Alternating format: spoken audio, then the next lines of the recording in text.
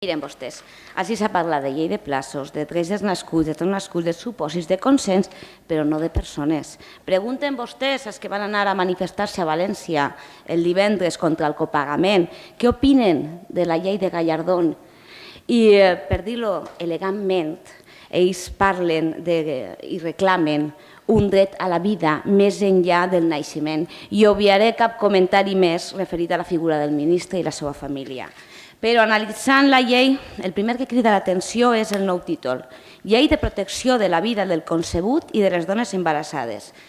Miren vostès, senyors i senyores del Partit Popular, les dones, en general, no volem la seva protecció, sinó els nostres drets. Drets que vostès ens han vulnerat una i altra vegada. Vostès, en aquesta llei i en moltes de les seves accions, vulneren la dona i la infantilitzen. Fan d'ella un ésser fràgil, tal volta no tan madures intel·lectualment com per assumir per elles soles el dret a decidir.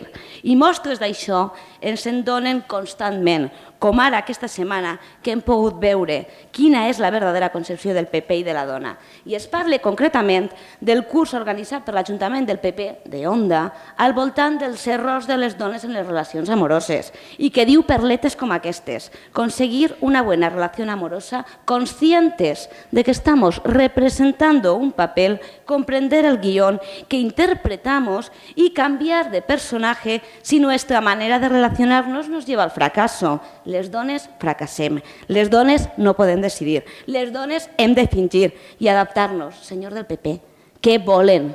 Com a dona tinc uns drets que vostès m'estan furtant amb una llei regressiva i prehistòrica que ens col·loca a la cua d'Europa, solament superats novament per Malta i pel Vaticà. El PP està institucionalitzant el masclisme i un president que surt a la palestra defendent un model de comunitat amb unes precioses xiques en una fira no ens representa. Hi ha una cosa que la gent de peu, independentment d'ideologia, sexe o religió, entén perfectament, que les vides han de ser viscudes dignament. I un govern que retalla i lleva drets socials ni deu ni mereix erigir-se com a garant del dret als no nascuts, quan els que estan ací es estan matant de fam.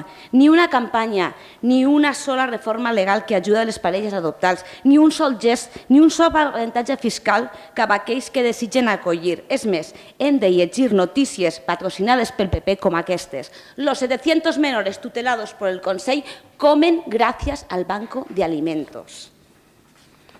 Ara venen ací amb lleis copiades d'estats confessionals i s'obliden totalment dels drets de les persones. Abans de continuar amb lleis com aquestes, que igualen les penes de presó dels metges amb les de delinqüents que violen a persones privades de sentit o trastorn mental, article 181 del Codi Penal, vostès han de tenir una cosa clara. Cap dona és un objecte i vostès ens han tractat com a tal. Moltes gràcies.